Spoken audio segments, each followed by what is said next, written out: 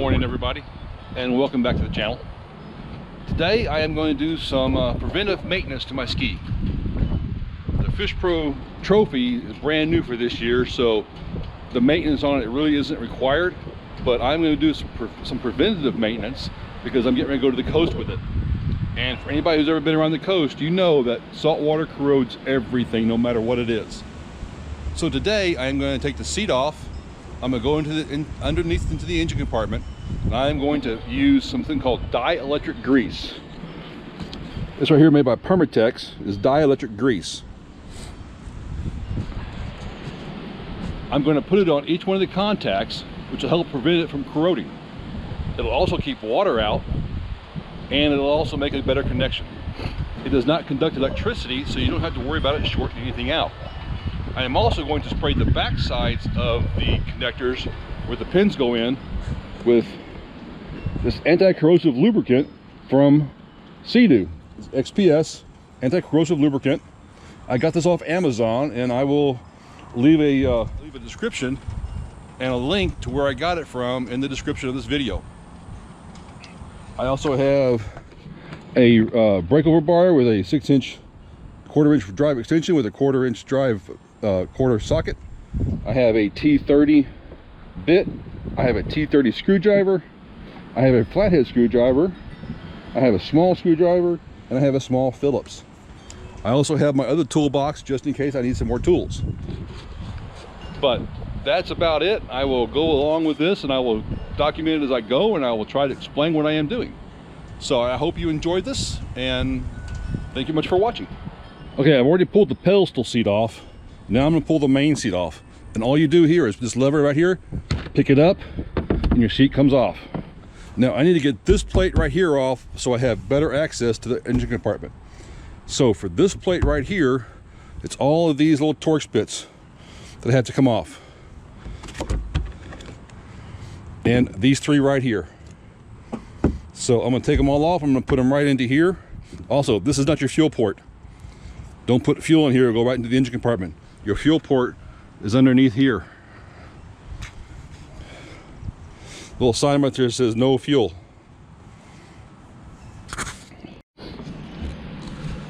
So there's your second battery right there.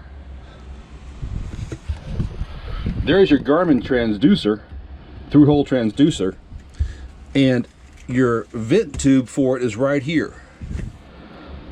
So you want to make sure that there's fluid coming out of the vent tube. I don't know if you can see it right here, but there's a little bit, I can see a little bit of fluid in it, which you want to ensure because your transducer has to be submerged in fluid for it to work.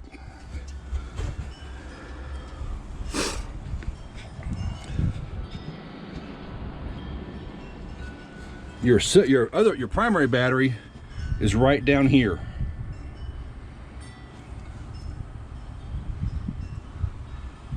There's your fuse blocks right there with spare fuses in them. That'll be easy to access once just with taking the seat off. And there's your coolant box for your engine coolant. Out. Mine shows to be full still, so I'm okay. All right, so let's get some of this stuff coated. Our injectors are right here, one per cylinder. So there's three of them. This is your injector fuel rail right here. We don't have to take this off. All we're going to do is disconnect these right here. But first off, I'm going to get rid of this wire, the zip tie, to pull this back a little bit so I can get access to the injectors. I'm going to have to use a small screwdriver to pry that up. I cannot get my fingers in there. So I'm going to take a screwdriver right there, pry that up a little bit. I'm going to see if this will work any better.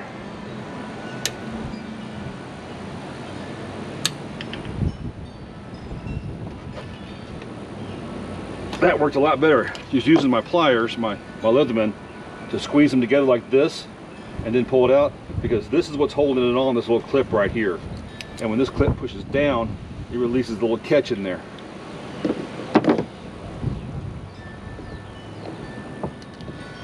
As these get hot, they'll get brittle.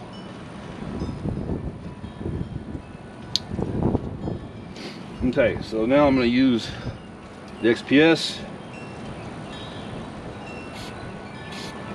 Shoot it back here. Now, from people what I've read, people have used this XPS anti-corrosive lubricant on the entire engine. So if you spray the entire engine with it, I don't think you're going to hurt anything. I'm just not going to because I don't feel the need to. We have all this stuff flying around out here in Texas.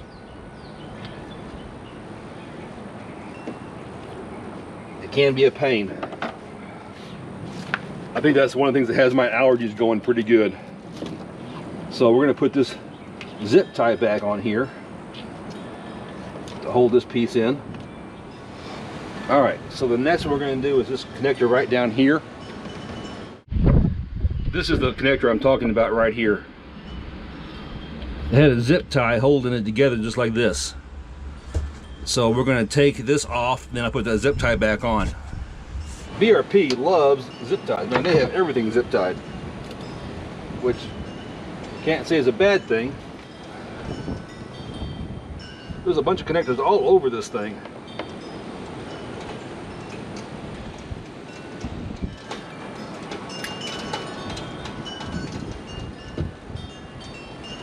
This looks like an exhaust temperature sensor right here.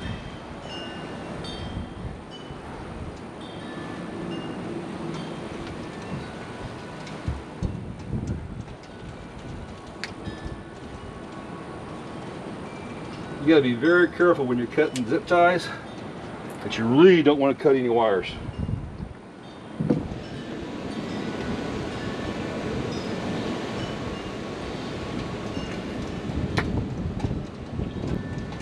This one right here has a big old rubber boot on it right here. I'm guessing to keep water out. It makes it difficult to squeeze that clamp. I had to use my pliers to squeeze it together.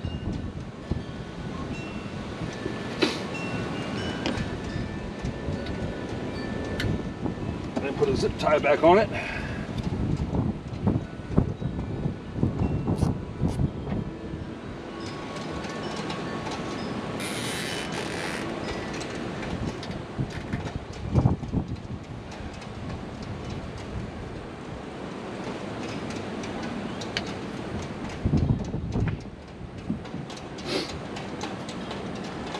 Okay, let's see which other ones I've missed.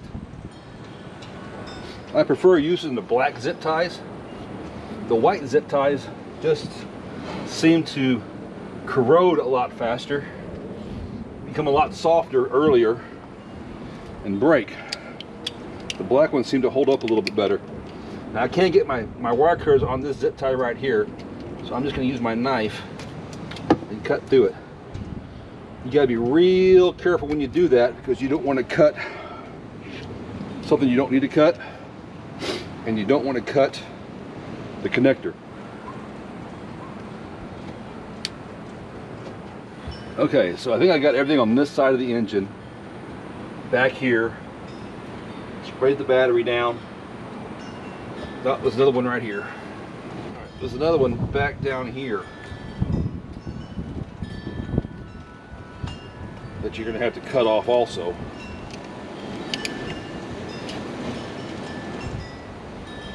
You got to be careful, real careful with this one because it has the vent line for the transducer wrapped around it. This one's also hard to squeeze. It's got some of that rubber stuff on it also that makes it difficult to squeeze.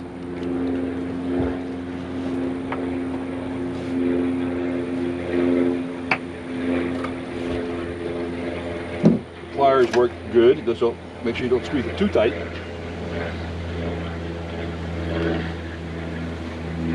Yeah, this one doesn't have any dielectric grease on it from the factory. So sometimes they do, sometimes they don't. Okay, that was the last one on this end that I can see. There's probably another one somewhere. I just don't know where it's at. So now we're going to work on this side of the engine. All right. So Right here we have one that's got 2 zip ties on it. It's also got a safety, so you have to pull that safety back, then push the lever down.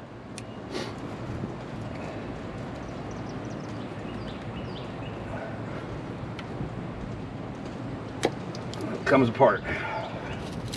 Put it back together, make sure you put your safety in place. Alright, there's one right here underneath the fuse box I didn't see from the other side.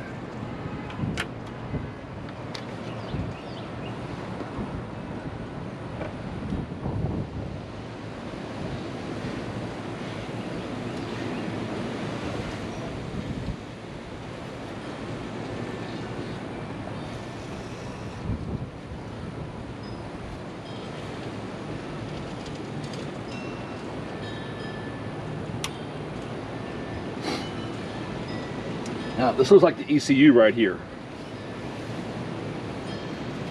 So it's got 2 big connectors on it.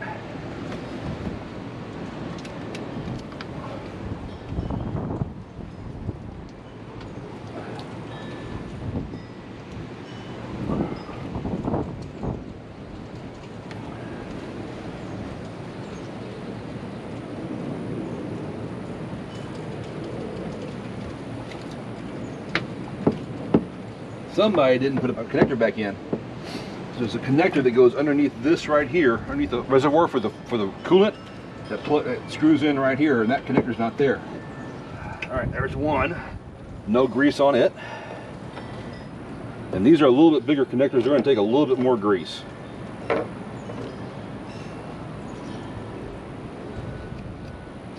that's one. I am not going to plug it back in yet because I'm going to pull the other one out.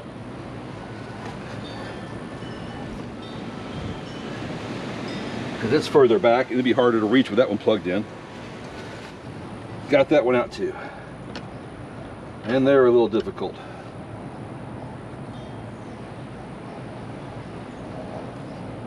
Yeah, these ECUs have no grease on them, which would not be good if they started to corrode. That'd be a ECU, and I imagine that's kind of expensive on one of these things.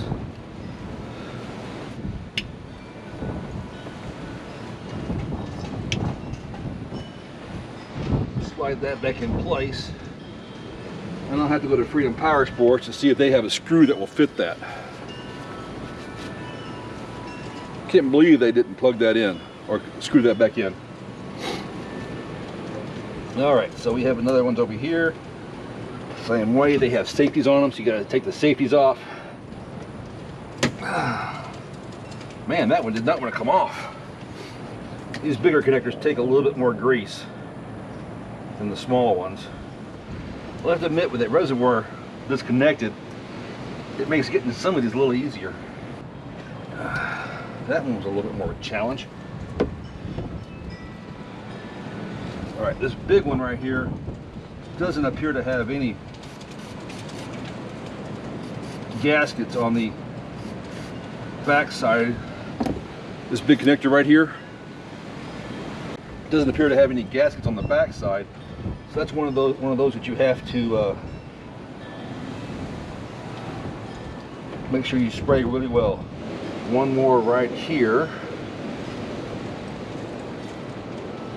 Trying to see how that zip tie goes before I take it off. Looks like it goes through the connector. That's different.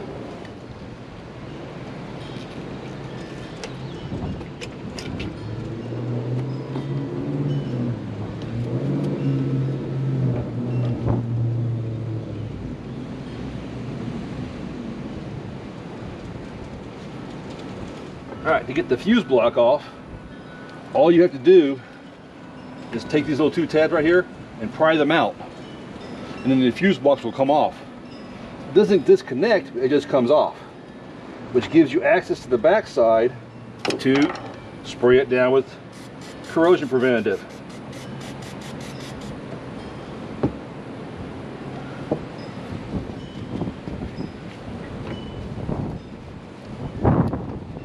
And here's your drain for your overflow for your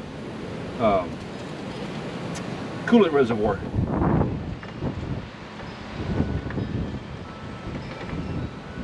back in. All you do is line it back up, push it down, and away you go.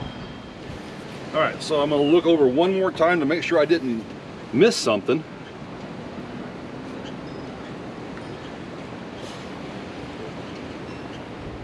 All the connectors look tight, looking in place. Everything seems to be where it's supposed to be.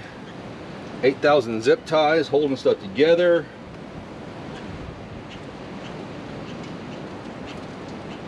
Bilge seems to be dry, batteries are tight, all connectors are back in place.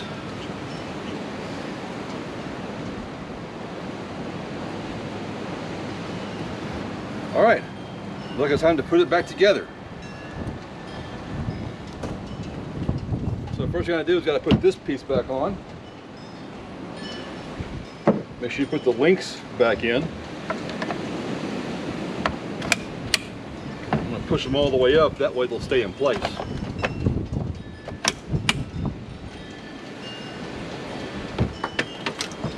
So, get this connector back in place for the, that's not the one for the computer. This is the one that goes to, earlier I said this is the one for the computer. That's not for the computer. That's the one that goes to the pedestal on the deck, so that whenever you plug the pedestal in, the machine knows and it will not exceed a certain speed.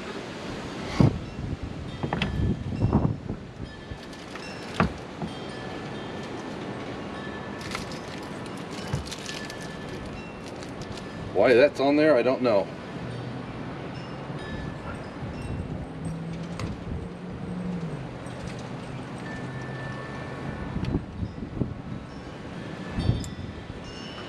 Alright, so that's back in place.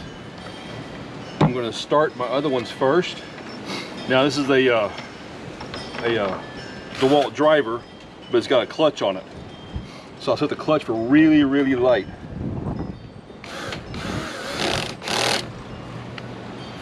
So that I don't have to worry about over torquing them. So I just want to get them started with this.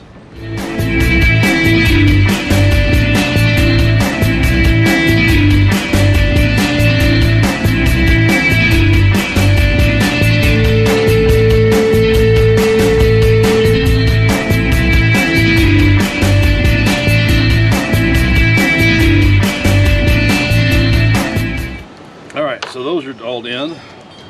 Those are the easy ones. This one right here is going to be a challenge, because you don't want to drop the nut or the washer down into the bowels of the jet ski.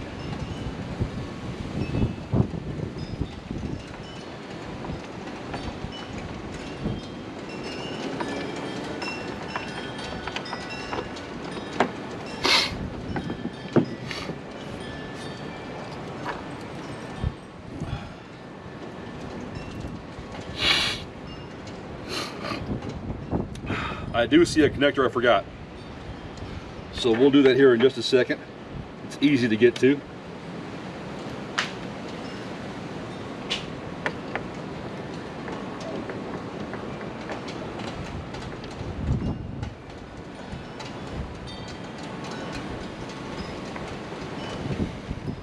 Connector right here on the reservoir for the coolant.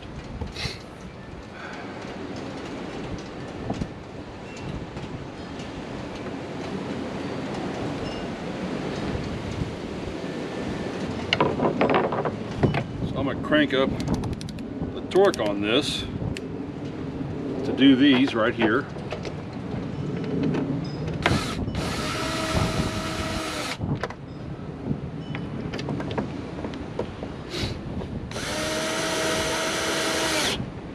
The other ones I'll snug down just a little bit more.